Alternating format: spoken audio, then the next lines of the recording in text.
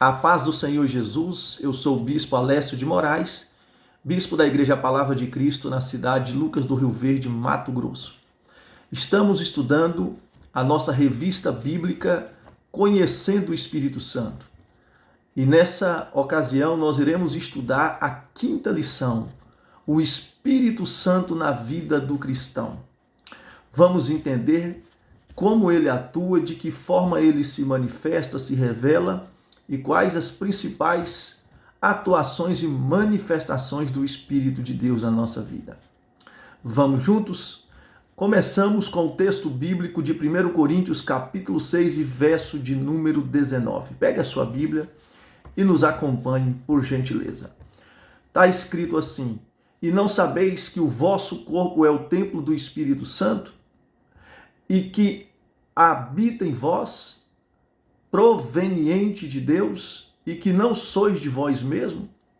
Então nós vemos Paulo instruindo que o nosso corpo é o templo do Espírito Santo e que o Espírito Santo habita em nós e nós não somos mais provenientes de nós mesmos.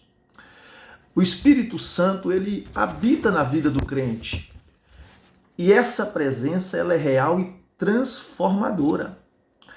Vamos observar algumas das implicações de ter o Espírito Santo habitando na nossa vida.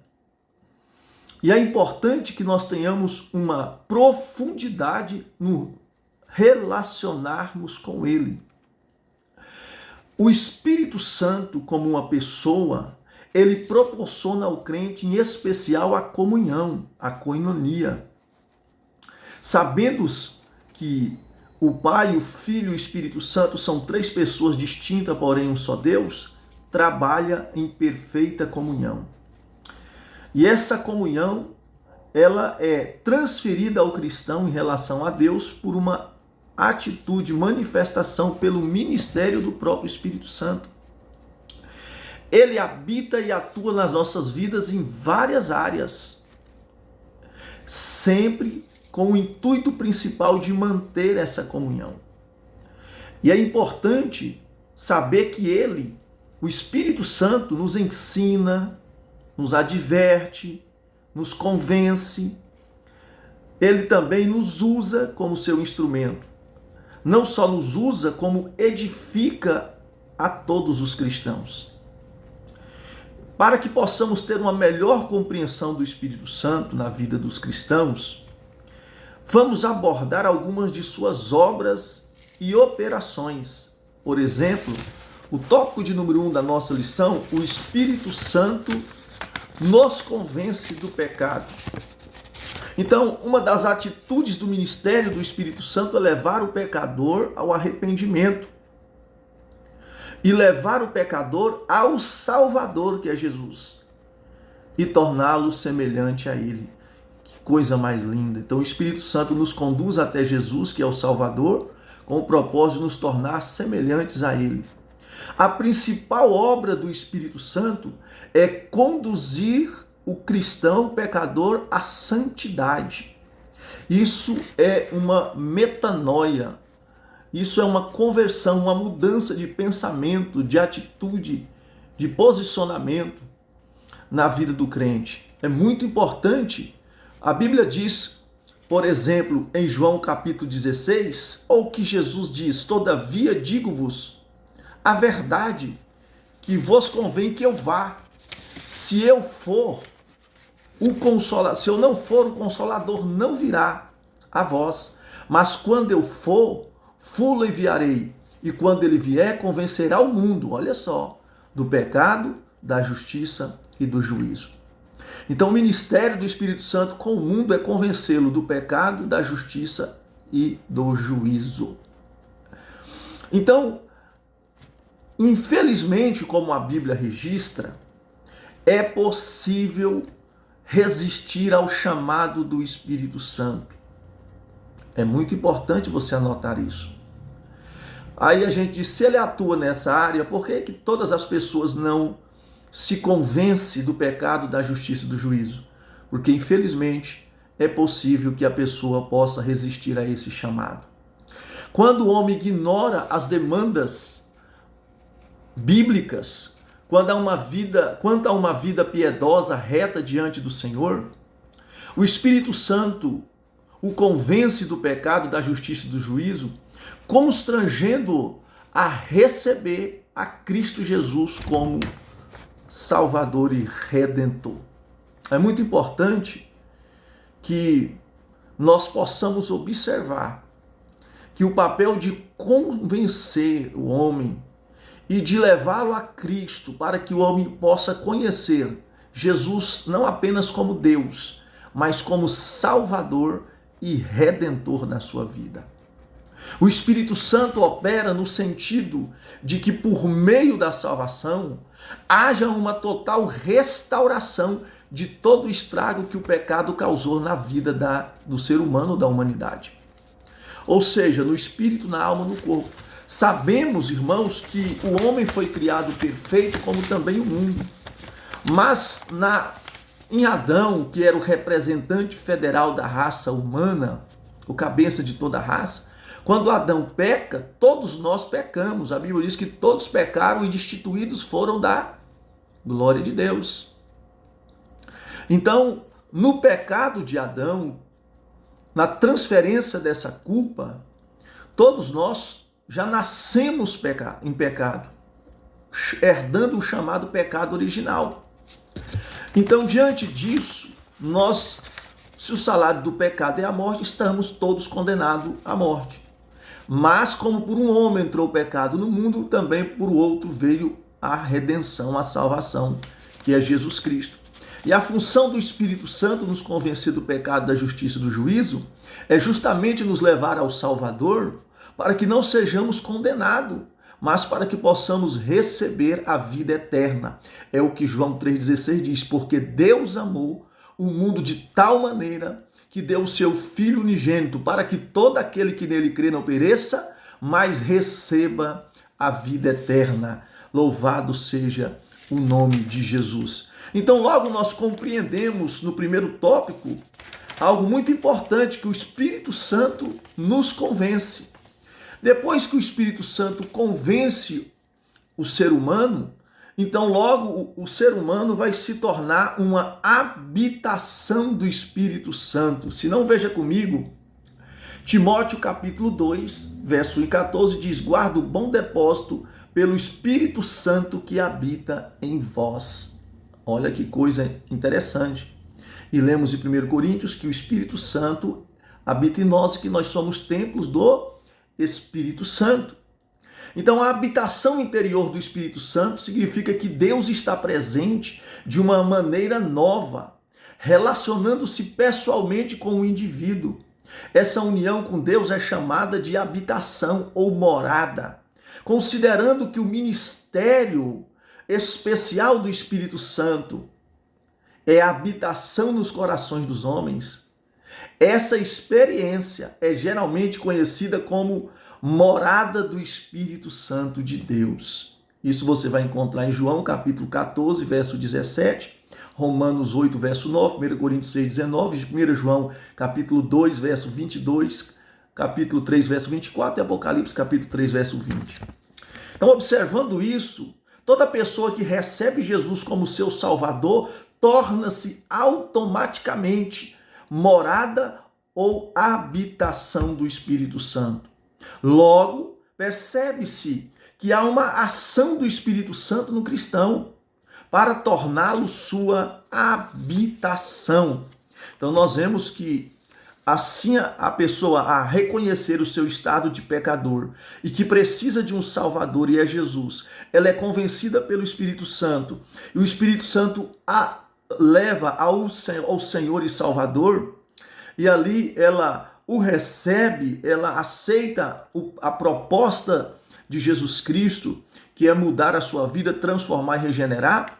Quando essa pessoa entende isso e faz essa aliança com Jesus, automaticamente o Espírito Santo habita a vida dessa pessoa, habita na vida dela, e ela se torna templo e morada do Espírito Santo de Deus.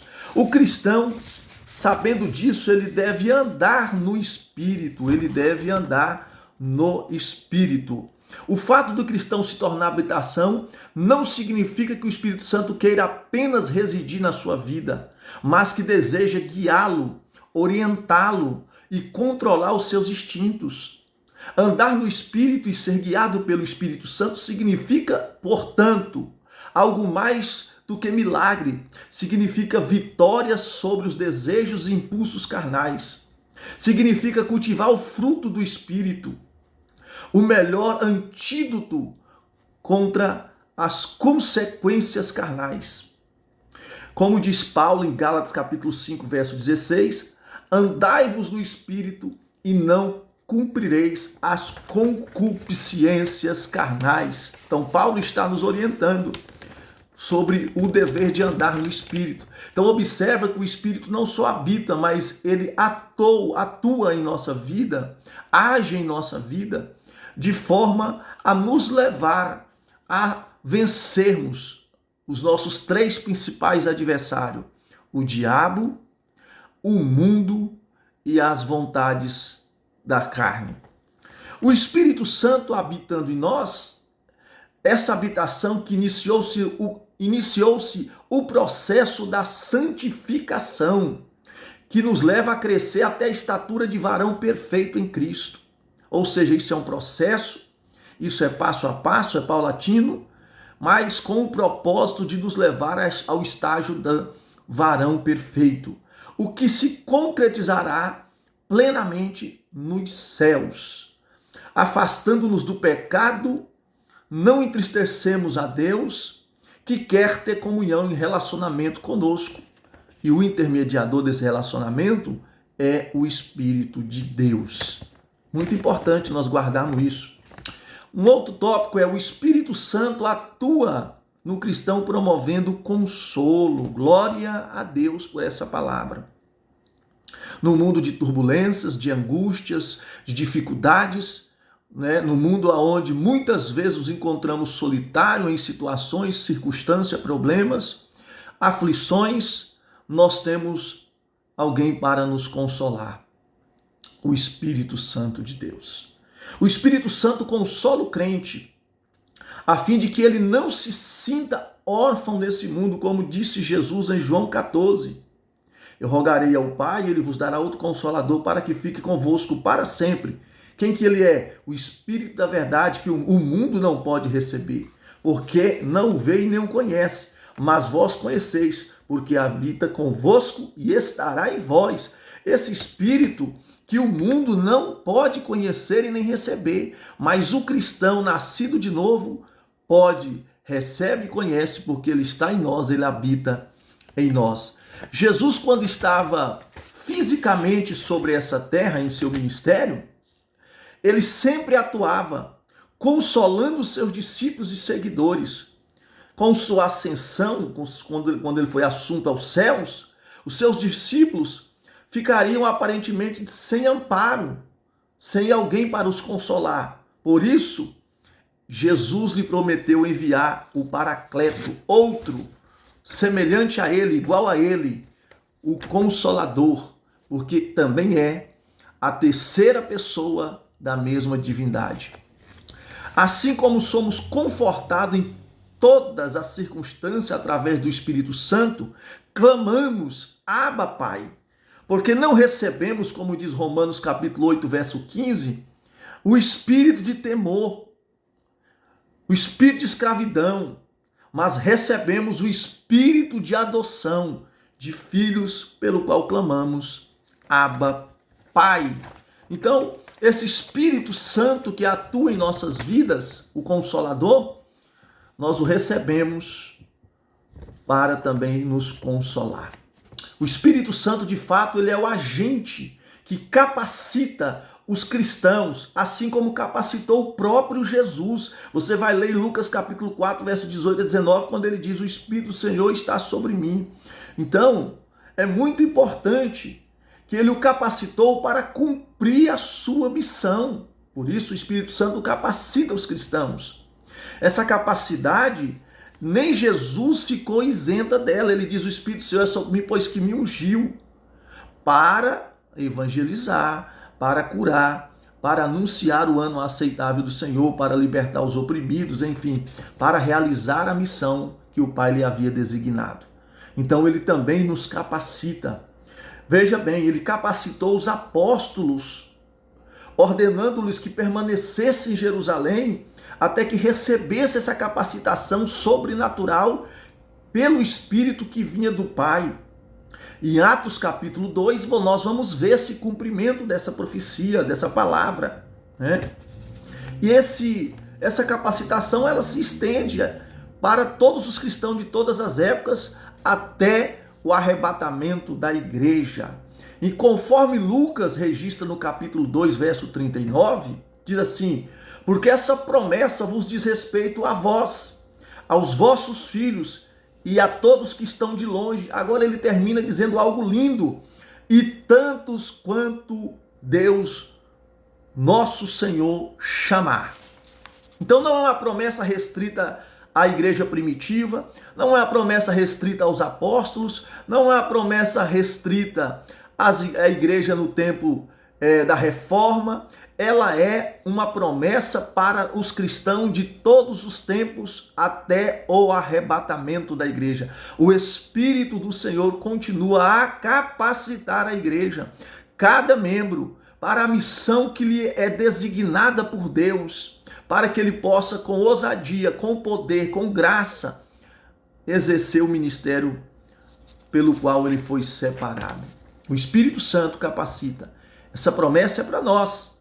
Podemos experimentá-las com toda certeza, agora, exatamente nesse momento. Basta desejar, buscar de todo o nosso coração e seremos por ele capacitados. Então, ele também nos capacita, o Espírito Santo, para testemunhar. Glória a Deus. A capacitação do Espírito Santo na vida do cristão tem como objetivo inicial torná-lo testemunho de Jesus. Atos capítulo 1, versículo 8. Então seriam testemunho tanto em Jerusalém como Judeia até os confins da terra. Ou seja, dar testemunho acerca de Jesus Cristo. Ele concede ao crente poder para ele cumprir esse testemunho com ousadia, como eu já disse, com clareza, perseverança em meio às oposições. Que fique claro, teremos oposições, porque nós estamos em uma batalha. E Efésios capítulo 6 nos manda revestir dessa armadura, do qual nós aprendemos na nossa revista bíblica passada sobre as batalhas espirituais. Então, é claro que teremos oposição, mas o Espírito Santo nos capacita para testemunhar com ousadia, poder, graça, sabedoria acerca da nossa fé em Jesus Cristo. O Espírito Santo também nos capacita para a operação de milagres e proclamar a palavra de Deus. O Espírito Santo capacita o cristão, dando-lhe poder para operar milagres em nome de Jesus. À medida que prega o Evangelho, você pode ver Atos capítulo 6, verso 5, Romanos 15, 19, 1 Coríntios 2, verso 4. Capacita o cristão para operar milagres na unção do Espírito Santo, no poder de Deus, na graça de Jesus. Nós podemos, em teu nome, Jesus, no nome de Jesus, operar milagres e maravilhas. Veja que coisa linda. Quando Jesus designou os seus apóstolos, que ele dizia por todo mundo, pregai o evangelho a toda criatura, quem crê e for batizado será salvo. Em meu nome, no nome de Jesus, vocês vão curar os enfermos, expulsar os demônios, falar novas línguas. Então, no nome de Jesus, o Espírito Santo nos capacita a operarmos milagres. O Espírito Santo também atua na capacitação para proclamar a palavra de Deus.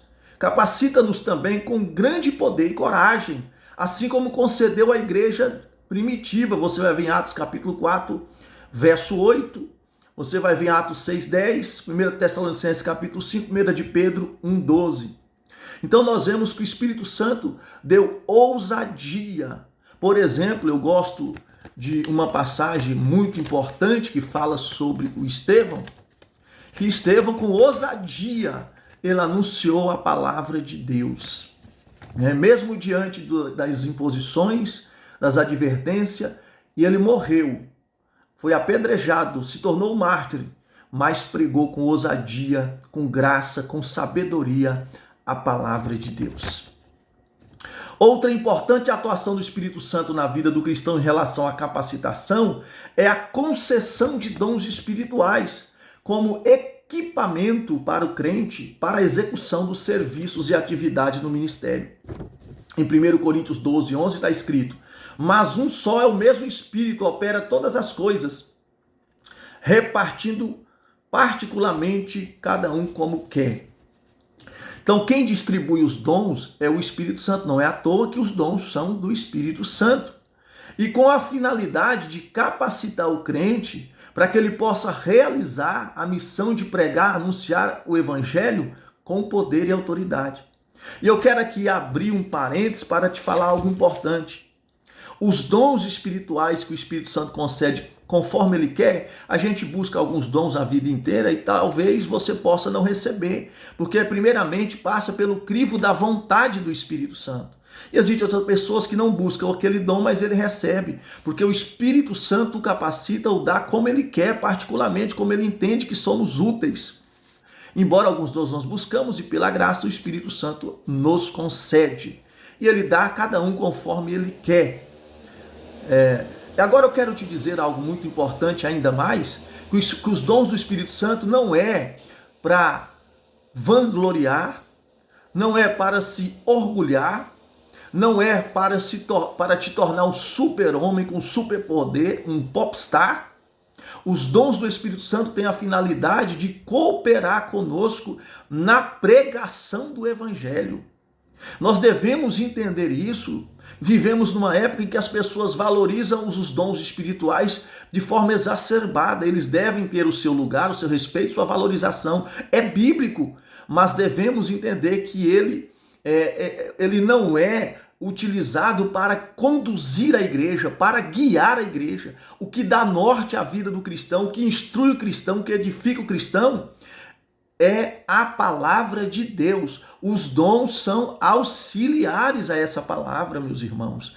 Ele é importante, mas não mais importante. Existem pessoas que não têm os dons sobrenaturais, mas que Deus a usa poderosamente na palavra de Deus. E aí nós precisamos considerar que não existe nada maior do que a palavra de Deus. Amém? Gostaria de abrir esse parênteses para deixar essa instrução. Embora o Espírito Santo nos capacita com os dons espirituais, com o propósito de nos ajudar, de nos auxiliar, de servir na propagação do Evangelho de Jesus Cristo e da palavra de Deus. Muito bem, o Espírito Santo nos capacita para orarmos e vencermos as batalhas espirituais. Aprendemos na revista passada sobre as batalhas espirituais e agora vamos aprender que na vida de oração dos crentes, o Espírito Santo concede poder e torna a oração eficaz. Veja o que diz o texto: da mesma maneira, também o Espírito Santo nos ajuda às nossas fraquezas, porque não sabemos como havemos de pedir. Sabemos o que havemos de pedir, não sabemos como havemos. Calma, porque não sabemos o que havemos de pedir, como convém. Mas o mesmo Espírito Santo intercede por nós com gemidos inexprimíveis, Romanos 8, 26. É por intermédio do Espírito Santo que temos acesso ao Pai, Efésios capítulo 2, verso 18. Inclusive, a capacidade de orar em línguas vem pelo Espírito Santo. 1 Coríntios capítulo 12, verso 10 ao 11. O Espírito Santo também capacita os cristãos a vencer oposições de batalhas espirituais que se levanta contra a pregação do Evangelho e a obra de Deus na vida das pessoas. Esse poder foi visto atuando na vida de Jesus, Mateus capítulo 12, verso 28. Então veja que às vezes nós não sabemos como havemos de orar, como havemos de pedir, mas o Espírito Santo vai nos ensinando, nos conduzindo. E ele nos leva e nos apresenta ao Pai. Louvado seja Deus. E nas batalhas que temos em oposição ao Evangelho, lembrando que a nossa luta não é contra carne nem sangue, Efésios capítulo 6, mas é contra os principados e potestades e hostes das maldades nas regiões celestes. Embora precisamos nos capacitar com as armaduras que Deus nos fornece, não podemos esquecer que o Espírito Santo nos capacita a orar de forma eficaz para vencermos as batalhas espirituais que se dispõem diante de nós quando estamos a anunciar o Evangelho. O tópico de número 3 também nos revela que o Espírito Santo atua na santificação do cristão. Romanos capítulo 1, verso de número 14. Declara o Filho de Deus em poder segundo o Espírito da santificação, pela ressurreição dos mortos, Jesus Cristo nosso Senhor. Então, na regeneração, que é de novo ser gerado, porque o cristão, ele nasce novamente, como diz Paulo, hoje eu estou, né? Como diz Jesus a Nicodemos, necessário é nascer de novo. Aquele que não nascer da água e do Espírito não pode ver o reino de Deus. Como eu posso nascer de novo? Da água e do Espírito. Então, nascer de novo é de novo ser gerado. Essa é a palavra, ou o significado da palavra regeneração. E essa regeneração, o Espírito Santo efetua uma mudança muito radical na vida, na alma das pessoas, concedendo-lhe um novo princípio de vida. Mas isso não significa que os filhos de Deus se tornaram imediatamente perfeitos, mas permanecem a debilidade herdada, e ainda é preciso vencer o mundo, a carne e o diabo. Então nós precisamos saber que a santificação é um processo, que embora o Espírito Santo habita e atua na nossa vida, nós não somos um alienígena ou seres híbridos.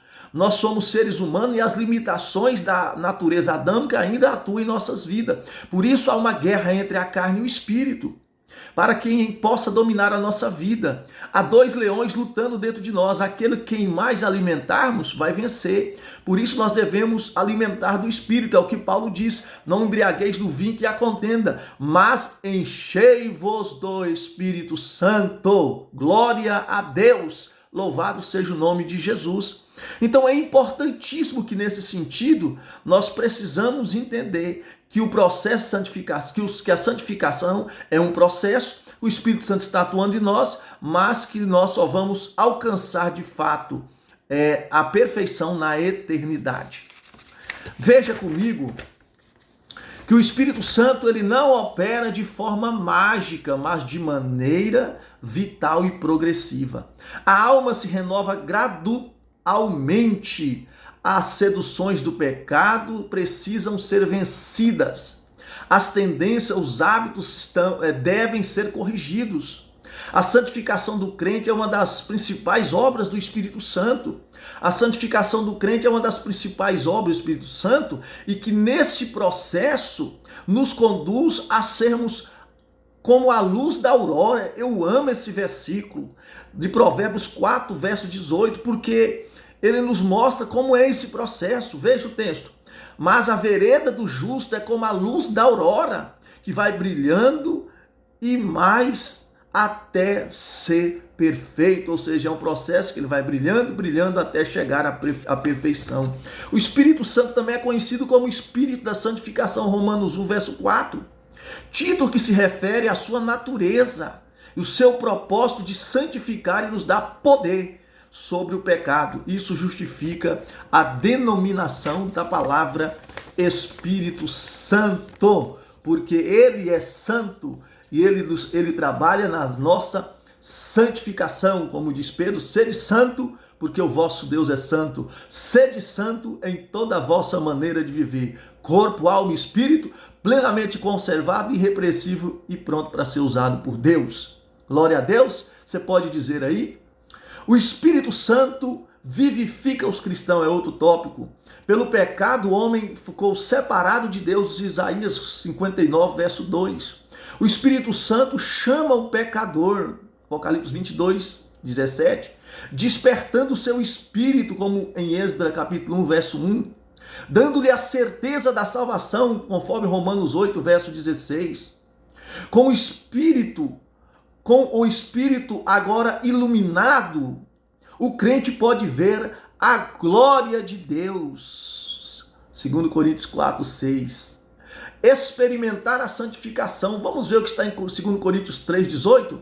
Mas todos nós, com o rosto descoberto, refletimos como espelho a glória do Senhor. Somos transformados de glória em glória na mesma imagem, como pelo Espírito do Senhor. Aleluia! Glória a Deus. Estávamos mortos, mas nos nossos pecados e delitos, mas o Espírito Santo nos vivificou para a glória de Deus. E agora nós vivemos transformados, refletindo essa glória. E a palavra do Senhor diz, transformando de glória em glória, segundo a imagem do nosso Senhor e Salvador. O Espírito Santo atua também na preservação plena do cristão. Que coisa linda, né? Na conservação, na preservação.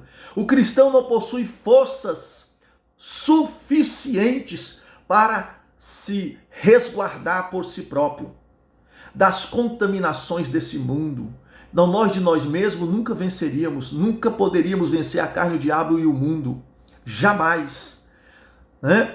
Entretanto, por meio do Espírito Santo, através do Espírito Santo, nós somos preservados deste presente século. Ora, aquele que é poderoso para vos guardar de tropeçar, apresentar-vos irrepreensível com alegria perante sua glória. Judas 1, capítulo 24. Esse ensino sobre a preservação dos santos leva-nos a ter de fato uma vida corajosa e abundante diante de Deus. Entretanto, não podemos confundir a preservação do Espírito Santo na vida do cristão com a impossibilidade de perder a salvação.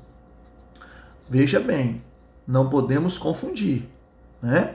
Somos alertados a vigiar e orar para não cair em tentação. Marcos capítulo 14, verso 38, Jesus diz, vigiai e orai para que não entreis em tentação. O Espírito da verdade está pronto, mas a carne é fraca.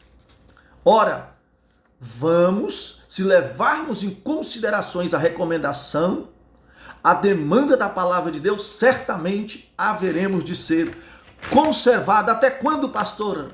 Até a nossa ida ou até a volta de Jesus, até o arrebatamento da igreja.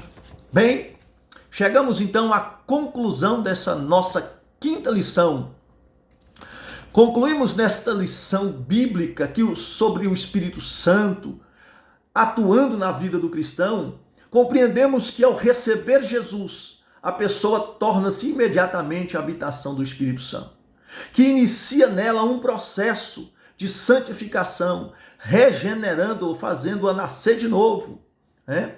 O processo do Espírito Santo se torna guia, ou o próprio Espírito Santo, melhor dizendo, se torna o guia, o intercessor, aquele que convence o cristão do pecado com o propósito de levá-lo a Cristo, tornando-lo semelhante a ele e preservando deste presente século até o dia do arrebatamento da Igreja de Jesus que se aproxima. Queridos, foi um prazer estar convosco nessa nossa quinta aula. E eu tenho certeza que o nosso Deus há de nos abençoar. Te espero na quinta aula, na próxima aula, sexta aula, e que Deus em Cristo te abençoe. Um abraço.